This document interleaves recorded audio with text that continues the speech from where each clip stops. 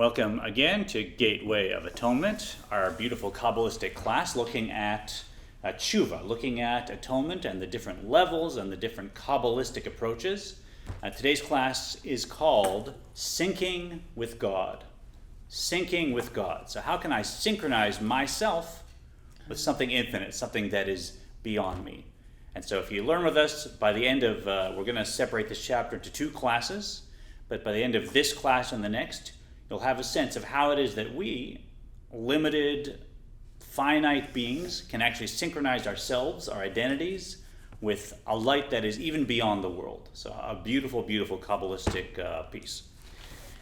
To catch us all up, we've been learning about now the second and higher level of tshuva. It's called tshuva ila'ah, higher tshuva.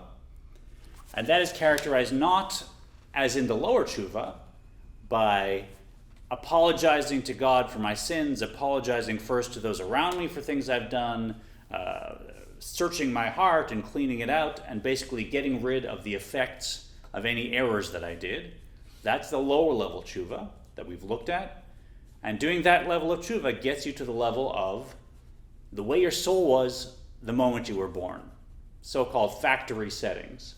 So if I do that lower level of tshuva properly, now I've cleared that all out, I've erased that, but there's a second, higher level of tshuva that we've been learning about, and that's not characterized by sadness and bitterness. That is characterized by joy, simcha. And why is that? It's because that level of tshuva is a level of cleaving of my soul to God's very being, my soul to God's light, however you want to phrase it. And when I experience that closeness to God, and that light is actually channeled through my own faculties, my own soul, what could be more joyful? And so this level is characterized not by sadness, but by joy.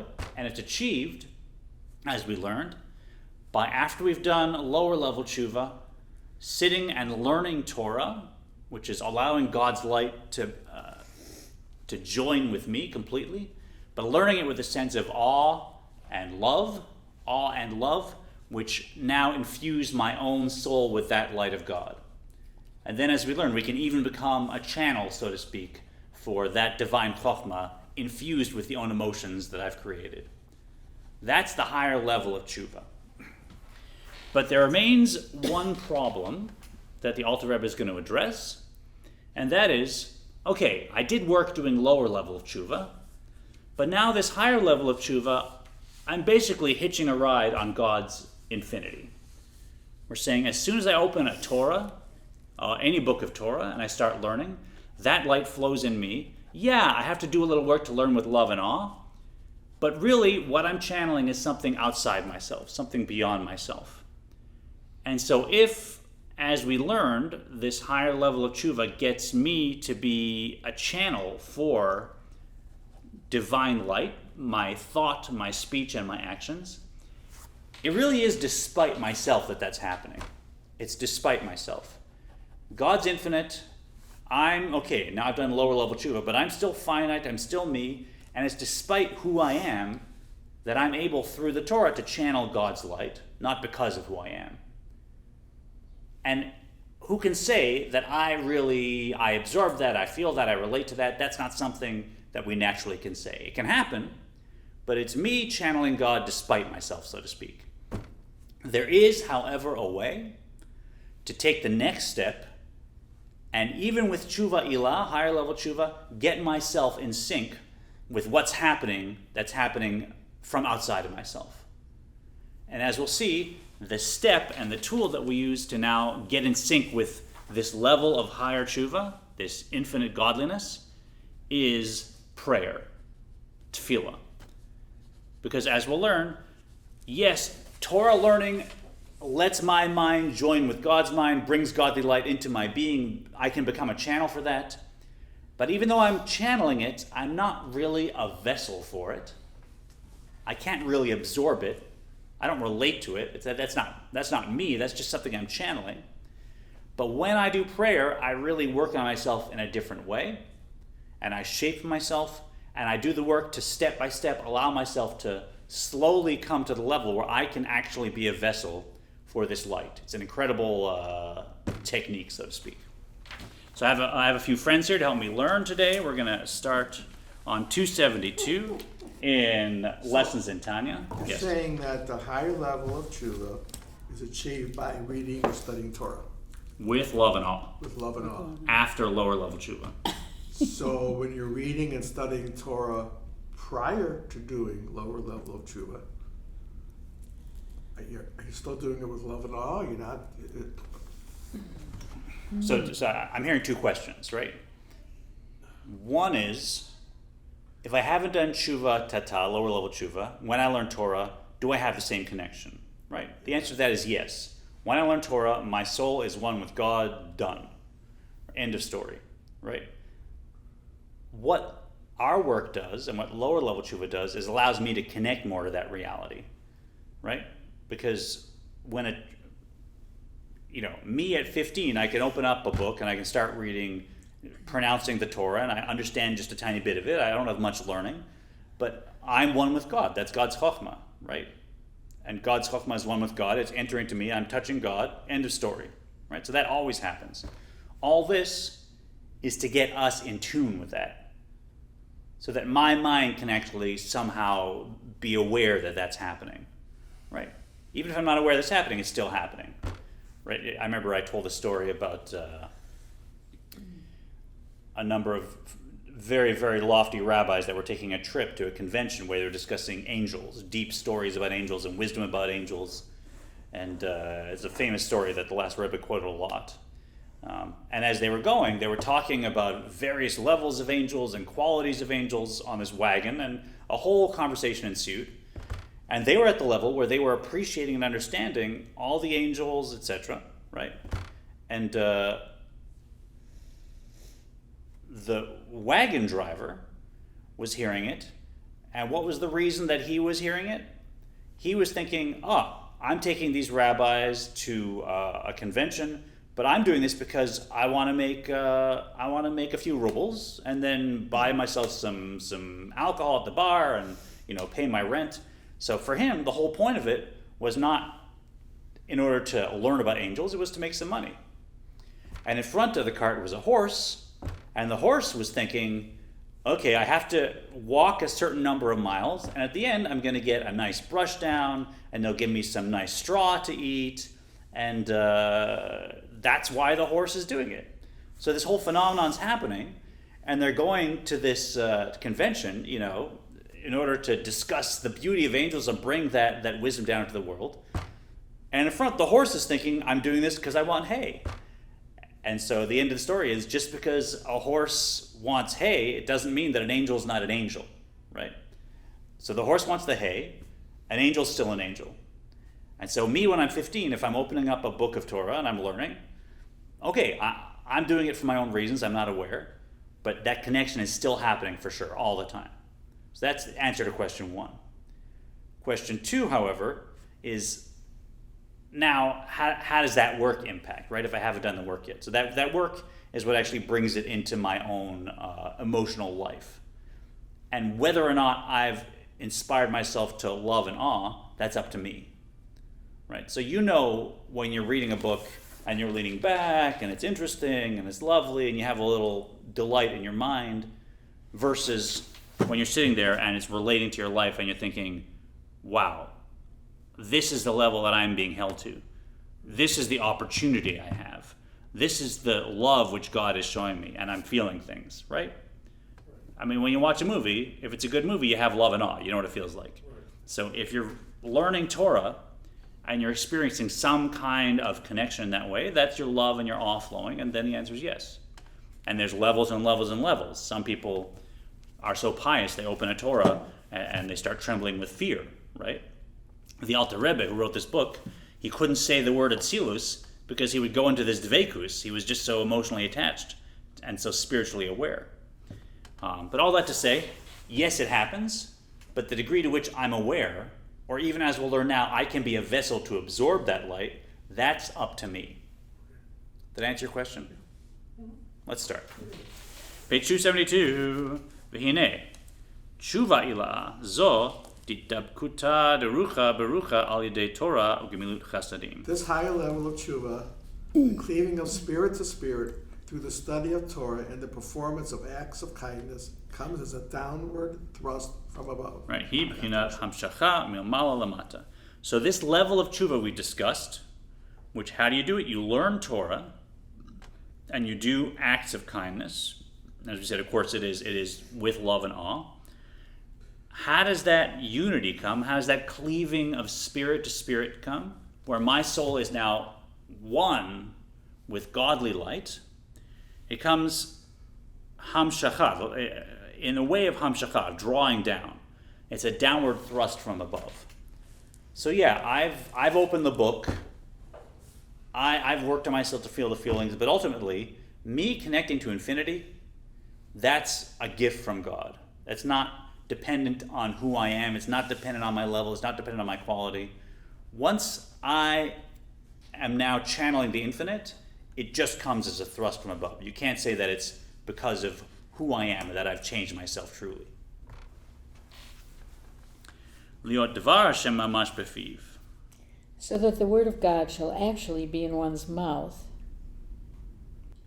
Right, so that, as we said, devar Hashem mamash befiv, it's God's word that's in my mouth. So it's not that it's my words, and that it's who I am, and it's what I would say. It's that is God's words, and God's putting them in my mouth, so I'm a channel for them. So yeah, what comes out, you could say I'm channeling divine light, but it's despite myself. Like what would Michael say in this situation? Not the same thing, obviously. So how can I get in sync with that? Al pi Adonai. Al pi Adonai again. Uchmosh katuv v'asim devarai beficha. As Scripture states, I place my words in your mouth. Right, and emphasis here on my. Right, I place my words in your mouth. Right. So who's is this really Michael who's a holy person, or it's just I've managed to do tshuva ila'ah? Right? I'm getting a gift from above. I haven't changed and become holy to that level. And another example, Vimino techabkeni bigmilut chasadim. His right hand embraces me through man's acts of kindness. Right? And again, it's vimino. This is God's right hand that's embracing us. So when we're talking about learning and speaking words of Torah, as we're doing now. So this is actually, if I'm at the level of tshuva ila'ah, God willing one day, right? Now it's actually, I'm channeling God's words, and it's not you and I speaking, it's actually God's light coming through the words, but as a channel, not as a vessel. And again, for mitzvahs, when we do a mitzvah, we're channeling a very, very lofty level of light, a light that can't enter into the world, but it is God's right hand. It's not my right hand. Is it through mitzvahs or prayer? Prayer we're going to get to. Okay. Right? Now we're still talking about the higher level of tshuva. We went through learning, speaking words of Torah, and doing mitzvahs, remember? Yeah. And how you can actually channel God through all your faculties when you're at the higher level of tshuva. So now he's going through and looking at learning and mitzvahs, especially charity, and saying, yeah, you're channeling God, but it's God's right hand, it's not your right hand. So you're a channel for God, but how much of that are you absorbing? Maybe not even an issue. This doesn't depend on my level. I've done shuva ila'ah, I'm giving charity, now that's God's right hand that I'm channeling it, but it's not me, right? I haven't become a vessel for that truly. For kindness. For kindness is a supernal right arm. Right. So you understand the issue here? If we've gone through chapter 9, we've done lower level tshuva, okay, apologized, cleared out, fixed that. That lower hay is now reattached to God's name. Now I want to experience the unity with God of the higher level of tshuva, which the Alter Rebbe described as being one with God like the breath before God blew it out into humanity. So the breath that's still in God's lungs, so to speak. Obviously, God doesn't have a body. This is just an image to relate to. It's beyond spiritual. But to experience that cleaving of spirit to spirit, now I do tshuva ila'ah. I open a book. I connect with Chokhmah. I do a mitzvah. I connect with God's ratzon, which is higher than Chokhmah. We'll cover that. And now I'm channeling this incredible oneness, this incredible light in my thought, speech, and action, and I'm cleaving with God through those connections, but it's a gift from above, and when I'm expressing that, how much I can really absorb of that, how much I can relate to that, probably not much, right?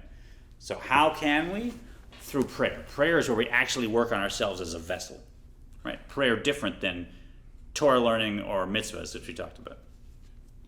However, aval adam atachton tzarich lelech mimadriga lemadriga mimata lemala. However, mortal man must ascend from stage to stage. Right, so when we open up Torah, when we learn the Tanya right now, we're suddenly connecting with infinity. There's not stages, right? Anything finite, to get to anything infinite, you can't have stages in between, because stages are just still finite, right? I can multiply myself by 1,000,000, I'm still finite. I haven't gotten closer to infinity. When I learn Torah, now I'm touching infinity, so there can't be stages, almost by definition, right? You learn Torah, you're touching infinity, no stages, it's all there, just oneness. Prayer can ascend stage by stage. Prayer, which is my communicating with God, connecting with God through my own emotions. Now, how sensitive am I? How generous am I with my heart? How much awe do I have in that situation? How well do I understand the words of prayer? How deeply do they impact me? That's something that we can work on like an artist, right? You see a great actor in a film or on stage, and at 55, are they the same actor they were at 35, or have they gone more and more stages? There's just more subtlety, more connection, more emotion. This isn't acting, this is speaking to God, but we can be more sensitive in the same way, and it can become almost an art form of praying. And what I'm doing is I'm changing myself. I'm taking what it is that I'm learning now when I'm connecting to the infinite, and now through prayer I'm changing myself so that I can become a vessel for whatever that light was, and you actually can. And as we'll see, the light that we can become a vessel for is not just a light that fills the world and creates it, but even a light that's beyond the world. I'm wondering, I'm a little worried. In Reform Judaism, our prayers are abbreviated. Do we have the capacity through that format to reach what you're talking about within the structure that we have in our prayers? Is it enough? I don't know. What do you think? The question is, if we're using prayer to work on ourselves, to slowly rise up to this level where we can absorb this divine light, is it enough to use the kind of abridged prayers that we use here at Temple Israel? I'll say, first of all, the sections of the Shema we're talking about in V'ahavta are all in our prayer books, as well as the blessings of the Shema. So that's the key piece that we use. So we have that. Yeah. And secondly, and also Psukim. But we don't say it all the time. You know what I mean? We just, again, it's abbreviated. We do one or... Oh, I mean, the section of the V'ahavta that he's talking about, we do say in every service. Yeah. Right? And also Psukim Zimra, so the Psalms, like that we actually have in our prayer book, although we don't recite them, but they're there. Right. And then I'd say B, if there's something, I get to a level where I feel like I'm really doing everything that our services include, and I feel like I need more. In Reform Judaism, you can always add more. Right. So there's no issue with opening up some other prayer book and reciting a prayer from that, or including it, or editing our prayer book. So one person or a community can certainly add whatever they want in a Reform context. So I don't think there's a barrier. I don't see a barrier. Okay. I think this is something we can and should try and do. I feel better. What about when it becomes so rote that you really aren't really saying it? And what about when it comes so rote? So that's part of the work. That's part of the work, is that he's going to say, the work of prayer is not just saying it every day, chick-chock, done, now get to work. The work of prayer is making sure that it's a genuine conversation that my heart is in. So that's part of the work of prayer. Right? And changing the melodies helps with that. you can't, there's no rote, because you never know, what is this? Okay. Now we're talking now taste. Now we're talking taste. Yeah. Some people Brian Adams played here last night, and if he changed the melody to, Summer 69, if he said, you know what, I feel like my fans have heard this melody so many times that they do it by rote, it's not fresh. I rewrote the Summer 69, my favorite song, and now I'm going to sing, bought my first real 6-string, played it at the 5 and dime. What would happen? People hate it. They hate it. They'd boom off the stage. No, we want the melody we know.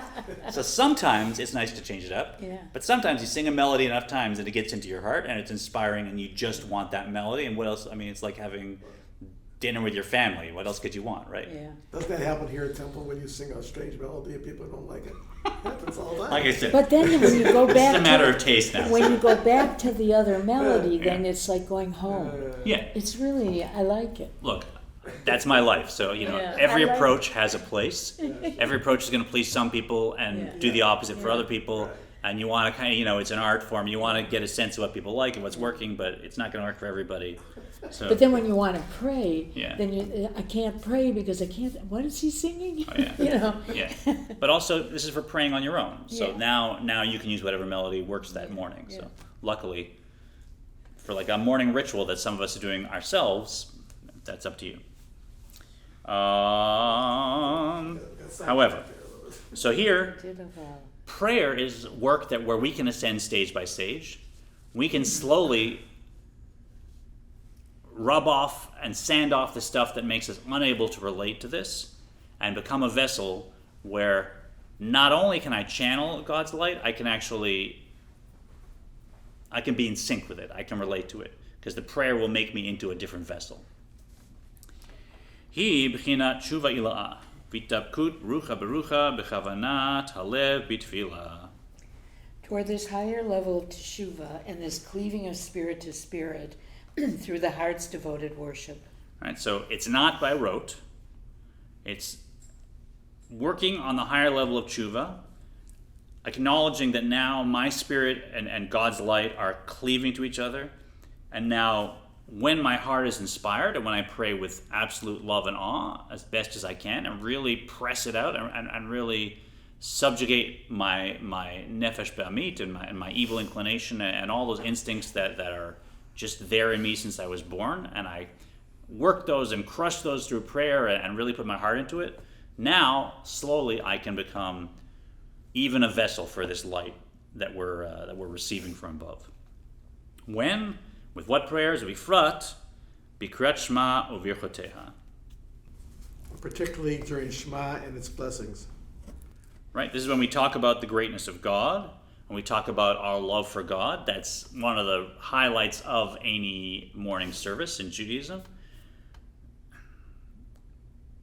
And so we really don't, that is the central prayer of that section for any denomination. We have it, Conservative has it, Renewal has it, Orthodox has it.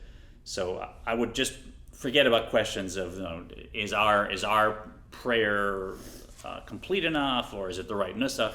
Everybody says the Shema, everybody says V'ahavta, and it's all in there. That's what we're working on. That's in particular when you talk about, in the blessings of the Shema, how great God is. And if you really focus on that, and as we'll say, it's not just the prayer, it's specifically during the hitbonenut, during davening, during the meditation, and the focusing during davening.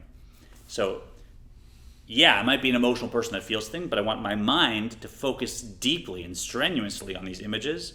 And if I really follow how great God is and the regiments upon regiments of angels that God has, we're praying to God and saying, Kadosh, Kadosh, Kadosh, and being excited about God. And each one of them has so much more spirituality than me, and yet God pays attention to me and God has love to me. When I focus on that truly, that's what's going to create this change. Kidei lomar, ve'ahavta v'gomer, b'chol v'avcha v'chol nafshcha v'gomer, be'emet lamito. So that he might in perfect truth say during the recitation of the Shema, you shall love the Lord your God with all your heart and with all your soul. Right, so sometimes you get to a prayer, to a service, and you said the Shema, and you sit down and ve'ahavta et. It's like, it's what we do. We know the melody. We're singing. Sometimes it's just you do it because you do it, right? But really think about what this is. This is the crux of what we've been learning. I'm going to love God with all my heart, all my soul, all my being. I do love God, right? And then the next line. And to be able to say that is this here, be'emet lamito, with absolute emes. And what does emet mean? Oh, I should have had my whiteboard. I thought I didn't need a whiteboard, but now I want a whiteboard. I'll see if I can get a slide we'll put up on the online version. But emet, we translate it as truth. Right? So you say it in truth. Okay, I really love God. That's a correct statement. I've said it in truth, right? No, that's not what emet or emes means. Emes does not mean correct. Emes does not mean that, how did I phrase it here? It doesn't mean not false, right? Not false or accurate, that's not a translation of emes. And we learn this by even the letters. As we said, emes is aleph, mem, taf. The aleph is the first letter of the alphabet, the mem is the middle, if 22 can have a middle, and the taf is the last letter. So it's saying, if something is emet, that means it applies to the very beginning, right through the very middle, and right to the very end. So at every point in a phenomenon, this thing applies, never subject to change. So it's permanent. It's an absolute aspect of that phenomenon. That's what emet means. So truth, in that sense, It's everything. it applies to everything. Yeah. It's always true, right? So to say that we're saying, and I love God, and to say it with truth, that means every part of me loves God, right? I'm going to love God later today, right? I love God with what I put in my mouth. I love God with what comes out of my mouth. I love God with my heart. I love God with the work of my hands. You can't say that there's any angle through which you could look at this person and you say, now you're not loving God, right? Now you're loving yourself, right? Now you're loving money, whatever. So to say, we're actually going to say, Ve'avta et Hashem Elokecha, with an emes, with a truth, that means I'm feeling it deeply now, and it always applies. And that's what we're aiming at. And when you do that day after day, now that changes you into a different kind of vessel, right? Because you're really working on yourself. V'chein. I don't want to check if there's any thoughts I Oh. wanted to share there. Likewise, v'chein v'hayu hadvarim ha'ele v'gomer v'dibarta bam v'gomer. Likewise, these words which I command you today shall be upon your heart, and you shall speak of them. So this is exactly tshuva ila'ah, right? And this is the next line of the Shema, right, of the Hafta. Ve'avta et Hashem Elokecha b'chol vavcha v'chol nafshecha v'chol medecha ve'hayu hadvarim ha'ele asher anochi mitzavcha hayom al levavchem. How many times have I said that? It's exactly tshuva ila'ah. These words, which I command you, will be on your heart, and you're going to speak of them. You're going to learn Torah. Right? So here I'm at a place where I've done tshuva ila'ah, I'm opening up Torah and I'm learning it, and I'm aware that now I'm a channel for divine light. Now I get to a prayer service, and now I work on myself, and finally I get there and I say the Shema. I know that God is just one, there's nothing else. And then I say, and I love God with an emes, and I'm going to put these words in my heart and in my mouth. I'm going to learn Torah, also with an emes. It's exactly what he's talking about. And how many times have we gone through, and how many times have we thought to ourselves, truly, I'm going to love God with an emes, and I'm going to learn Torah with that emotion. I'm going to put it in my mouth. I'm going to have it in my heart. It's hard to do that. It's hard. It's work. That's work for us, right? Yeah. But there's levels to it, right? And even if you just move an inch, that's a great inch. Sorry, that's a... Sorry, don't do it. See, this is why we need a class on our prayers. Not just to be able to say the words, but to really study them, and we haven't had that. Yeah. I took a class with Rabbi Eli Kamfer. He's Hadar. Yeah. And the way he studies prayer is he does the class, he tells you where every line of the prayer came from and what the context was and what it means within the body of the prayer because of where it came from in Tanakh. And it made such a richer experience for me in praying because I knew what was there. And every time I hear the certain lines, it's mind-boggling to me.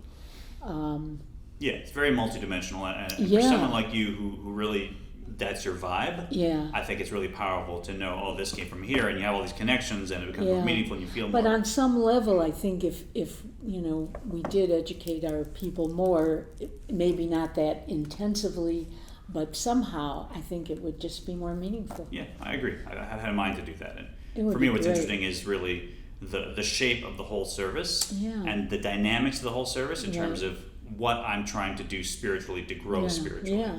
Right? Because we don't necessarily understand the morning blessings are there to dedicate my physicality to God just before I start anything, right? And Psuke Zimra is there to get my emotions going so that I'm sensitive and that now this can have an impact on me. And that the Shema is then to focus my intellect deeply on these images that then create more emotions so that I'm ready. And the Amidah, and what that is, that's just the level of Atzilus and just being nullified to God totally. And then Torah. So it'd be a good thing to go through, but specifically connecting it to the prayers. So But they tried that in the past, that on Friday night services, they've done a couple. Yeah, of they- those. yeah, we a do a little learning bit, service. yeah. This would be Yeah. Sometimes. Yeah. that would be a sometime. more involved Yeah. thing. Yeah. All right. So here we are. In particular, we get to the Shema. We connect with this oneness where our soul is cleaving to God, to God's light. We say, and you'll love God, and we mean it. And we say, and we'll put these words into our heart, into our mouth, and we understand what's happening. Liot Dvar Hashem befiv be'emet. The word of God must truly be in his mouth, which is the case when one's mouth serves as a vessel for God's word. Right, so again, that we're saying these words are going to be in my mouth with an MS. That even later in the day, when I'm doing a business deal, when I'm trying to get a taxi, when I'm tired and exhausted, that will also relate to that level of God's wisdom that's flowing through me, and I'm not going to leave it. Right? It's going to apply to me as a vessel. Ve'ein emet v'chulu. And there is no truth but Torah.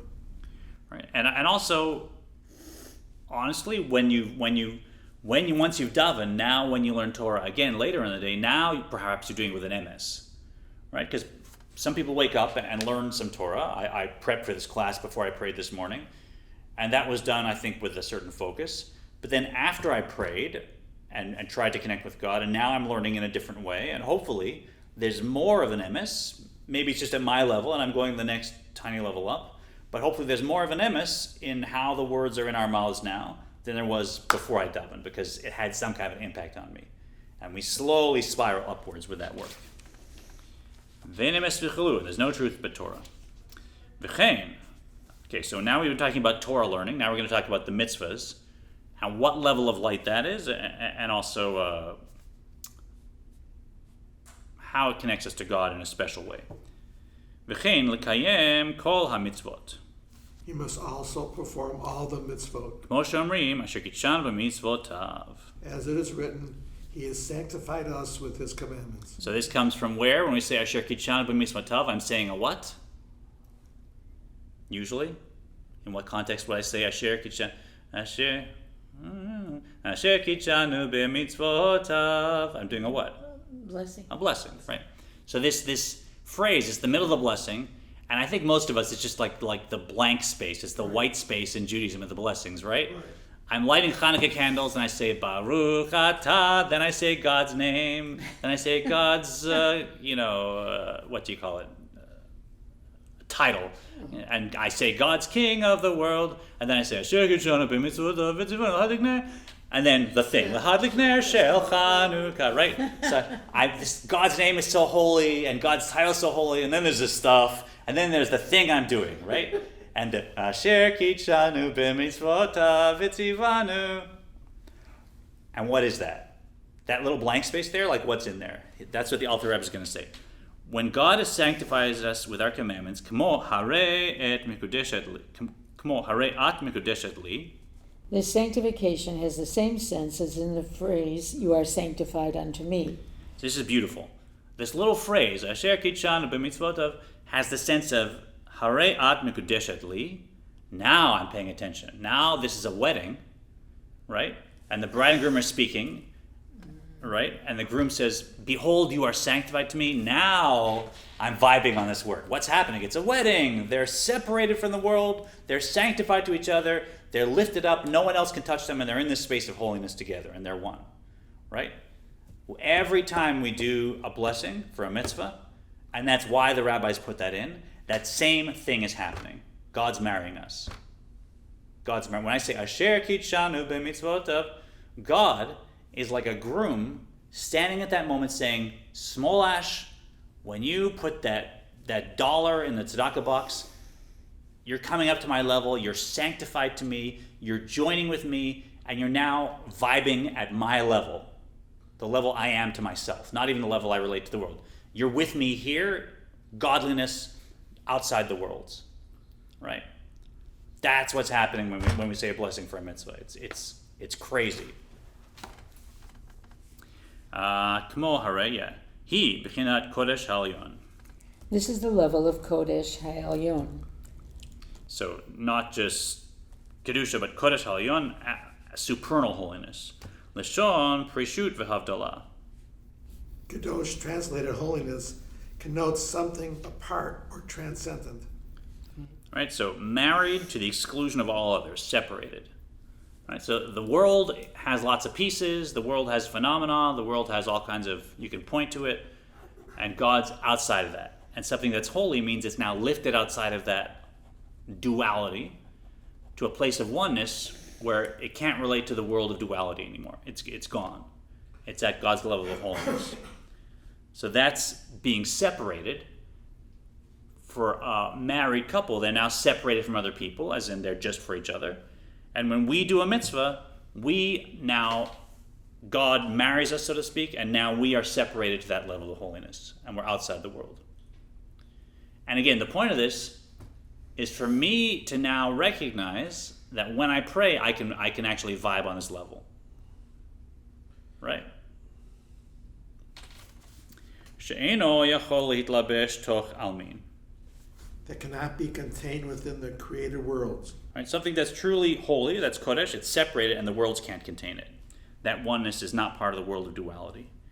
Mishum dechula kameh kala chashiv. Since everything is considered as naught before him.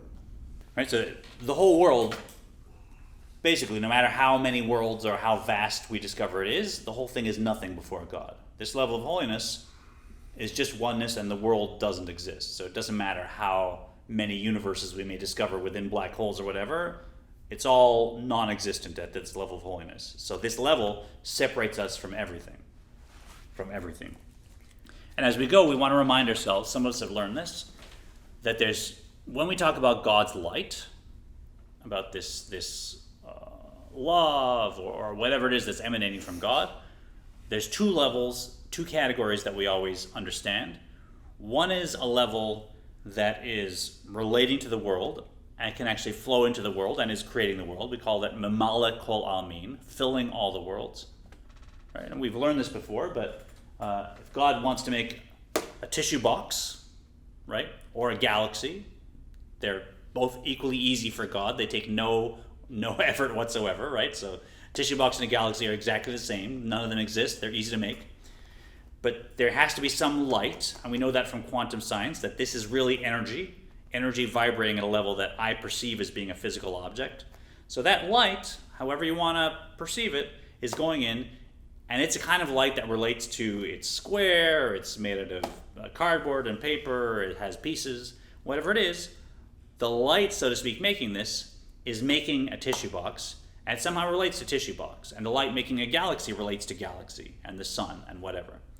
That's a light coming from God, although it's infinite, so the world is still nothing in front of it. It's relating to the world in that it's the source of the world. So if you're the source of a table or a mountain, now you have some relationship to a table or a mountain being its source, even if it's an infinite source, and so it's infinite to finite. There's the second level called Sovev Kol Almin, encompassing the worlds. Encompassing meaning it can't relate to, right? That it's so far above that it doesn't relate to the worlds, and that light has nothing to do with the worlds. that light has no relationship with any worlds, and the worlds are absolutely nothing. They're not even the source, so to speak, of the worlds in the same way the Mamala is. When we learn Torah, as lofty as that is, that comes from God's Chokhmah being that first sphere that we learned about, Chokhmah being wisdom. And wisdom, it actually has some definition, right? I have an idea. I don't know what it is yet, but it's going to be an idea, so it has a definition. It's the spark that creates every definition. So it has some definition, right? When you have an intellectual concept that occurs to you, it's a new thing with its own definition, right? We don't know what the definition is in Chokhmah. We have to use Bina to open it up, but it has definition. When we do a mitzvah, now that's not God's Chokhmah, that's God's Ratzon, God's will, and that's in Keter, which is even above Chokhmah. Keter is the crown, that first sphere that's so lofty it's not even included in some of the charts. That light is not relating to the world, has no definition, it's not Mimala, that light is Sovev Kol Almin. Say it again. Sovev Kol Almin, Sovev. surrounding. Surrounding. Yeah. Okay. And why is that? Because when you want something, that goes beyond even some definition of yourself, right? If something occurs to me, it occurs to me in my mind, I get it. If I want something, where's that happening? It's just all of me. It's like a crown surrounding me from above, and it doesn't relate to me. It's just, I want it. That's the essence of who I am. It's not a definition. It's a complex way of saying it. But God's will that manifests in the mitzvah, that comes from Ratzon, and that's the level of Sovev Kol Amin, that's the level of surrounding light. Is that the light in Genesis, the Ruach of God? Yeah, you've asked that before. I'm not sure how Sovev Mimala like relates red to the light from Genesis and the light that God hid away for the tzaddikim. I'm sure there's treatises, lots of ink has been spilled on how they relate. I don't know. Yeah. Good question. Sounds like it, though. So now here we go back in. Eila bifchinat Sovev Kol Almin. Rather, this is a level of holiness that transcends, literally encompasses all worlds. So when we do a mitzvah in particular, and the rabbis had us do this blessing for mitzvahs because they understood God is marrying us at this point, we're lifted up to a level where now we can actually become a vessel for, a keli for, not just the light that flows into the world and relates to the world, but the light that can't even be contained in the world, which is an amazing thing. It's enough to say, could I be a vessel for infinite light that's flowing into the world? Right? I'm giving $1, and there's light flowing into the world that's making that wealth, and I'm giving it for a good reason, for tzedakah, and now I'm vibing with that light that flows into the world. It's infinite light. How could I vibe with it? That's a great goal. We can actually become a vessel not for that light, but for the light beyond the worlds, the light that can't even be contained in the worlds, because that's what we're vibing with when we say this blessing into a mitzvah. And now God's saying, Asher Kitsham Mitzvotav, you're separated, you are married to me, and now you're up at my level of Kedusha Elyon, of this Sovev Kol Almin. So an amazing thing. And that's, again, when we're praying, we now work on ourselves so that we can absorb that reality, that oneness, that cleaving of spirit to spirit. Hu Ratzon Halyon Baruch Hu V'chulu. This is the level of the supreme will, and so on, which is drawn down into this world through the performance of mitzvot. Right, so Chokhmah is the first of the sfirot that we can become conscious of in ourselves, so to speak, as a quality. Ratzon is above that. Ratzon is Keter, crown. So that we're lifted up with a mitzvah to the level of Ratzon Elyon, or Sovev Kol Amin, this surrounding light. As discussed we learned this in the Tanya in 46. You can go back and look at our classes, and he goes into more detail.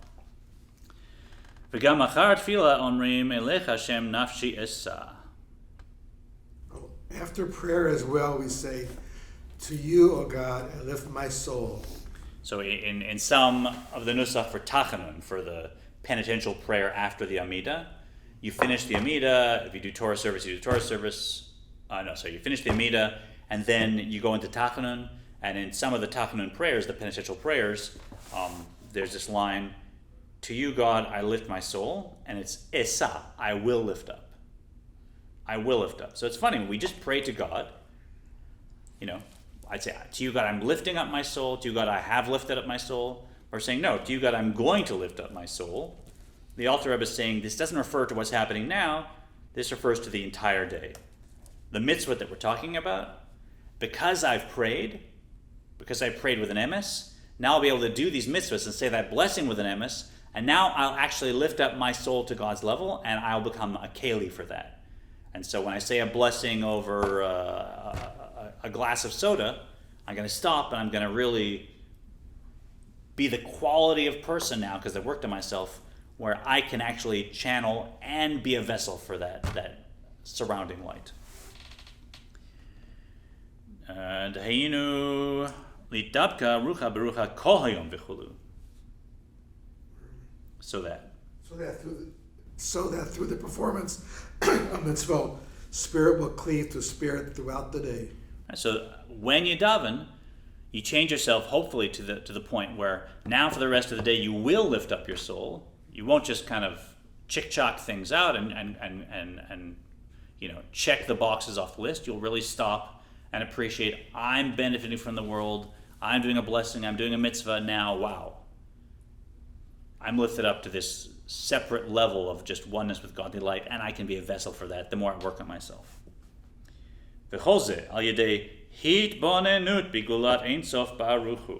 All this is brought about through meditation on the grandeur of the Infinite One. So we need to remember that prayer is not just about saying the words, and even just saying the words with feeling, which is great. Prayer is also, in this practice, a practice of meditation, of hitbonenut. The word's right here, hitbonenut, that's the Jewish word for meditation. So, as I mentioned, and as we've learned often, the work of prayer, and if we were to have a class where we went through this, it would, in my opinion, need to involve not just the meaning of the words, not just the spiritual journey we take when we say the words, but also the ability and the subjects upon which we focus our mind and meditate during prayer. And it's, as he'll say, b'ha'makat hadat, b'shtayim lefaneha, uvivsed zimra kanoda. Concentrating the mind deeply during the two blessings preceding Shema and during the preparatory hymns of praise known as Psuke Zimra, as is known. Right. So when I say these blessings, prayers, I truly focus my mind deeper and deeper and deeper. This idea of hamakat hadat means it's not just I'm casually having an image in my mind, I'm waiting 30 seconds and I'm moving on. It means I'm going in deeper than I went yesterday. I'm going in deeper than I am used to, more than I am now. And it's mental exertion as a form of meditation. And that creates more and more powerful emotions, and that shapes me more and more as a vessel. And that really brings out the meaning of prayer, which is called tefillah, which is related to connection, not just to asking for, right? Like tefillin, tofel, all these words, it's all about connection. And prayer ultimately is about a more and more powerful connection with God that happens when I meditate my mind on the subject of prayer, on the connection I'm having with God, on my feelings towards God, and I inspire more and more sensitivity in myself. And that makes me, as we learned today, into a vessel for this very special light. And when you daven properly, you become a keli for your unity with God, not despite who you are, but because of who you are. Right? So that's what we'll stop there today. That the lower level tshuva, I did, it's good. The higher level tshuva now, I'm channeling God, but I'm channeling God not because of my level. I'm channeling God despite that I'm a finite, flawed being. And as I now add prayer to that, now more and more, little by little, I'm actually channeling God's light because of who I am. I've changed myself, and now I can become an actual vessel, not just a pipe, a channel for that special divine light we're cleaving with. And knowing more about the prayers really opens that up for you. I'll tell you one line that he said for the Avot prayer, when you say, and the God of Abraham, and the God of Isaac, and the God of Jacob. Yeah. Why do we say that? Why don't we just say the God of Abraham, Isaac, and Jacob, where we say all other places? The only other time that line appears that way in the Tanakh is when Moses is at the burning bush and God tells him, I didn't pair this name to that line. Pardon me? Which line? Yeah. When you say in the God of Abraham and the God of Isaac and the God of Jacob, the only place in the Tanakh that appears that way, in that format, is when Moses is standing at the burning bush and God tells him who he is. And basically puts it in the context of saying, do you know what your mission is? Are you going to accept your mission? That whole experience of Moshe at the burning bush transforms itself into this prayer when you say it. And every time we say it on Friday night, it's like it becomes a meditation for me because it recalls that to me. And I'm standing there saying, what am I going to do as a person in accepting that mission, that whatever it is that I have? Yeah, beautiful. That's a great meditation. Yeah. It obviously inspires you. Yeah. And the beauty of it is, like, different people can see different things. Yeah. So for you might say, okay, I get to the Amida, when I say, the forefathers, now I meditate on, wow, that's the language God uses Moshe, and Moshe was accepting his mission. What's my mission today? And now you're fired up. Right. I might say, wow, just like God actually became the God of Abraham and the God of Isaac, because they had such a close relationship with God, they were so affected by God, that God now became the God of Abraham. They actually almost created a term for God through their relationship because they were so close. Like There's they changed. so much in it's not just knowing- God who Abraham worships, it's the God of Abraham, different than the God of Isaac somehow. Right. Now, can I do that? How much am I relating to Right. God? How much have I changed? Is there a God of Michael Smolash Right. somewhere? Because I love God, I can love God so much that I can have a spark of that same. The prayer will connection. never be the same. Yeah. Because it brings all those ideas. And there's 10 more. Like somebody Yeah, else will sure. relate something else. Sure. But the point is deep, even strenuous mental focus on that for an extended amount of time, so that you start to feel your emotions really fire up. You could actually hear God talking. Yeah. It was such a wonderful class. You actually hear him. Yeah. You can picture God talking to Yeah. him. Yeah. Good. It just opens the whole prayer up, knowing where these things came from. So you can see we're very inspired. We're like fired up from this chapter, Yes. and we're going to go out and continue our day in this spirit. We hope you will too. Yeah. Thank you for joining us. This is a gateway of atonement. We've got our next class. Will finish chapter 10, and the next two chapters. This actually will conclude the section on Tshuva Ilah, and then we'll learn another subject, which is how to go through all this process with a tremendous sense of joy. So that'll bring us closer to the holidays. Thanks for joining us. We'd love if you want to be here in person for classes. Just be in touch with Maya at temple-israel.org, and we'll see you next time.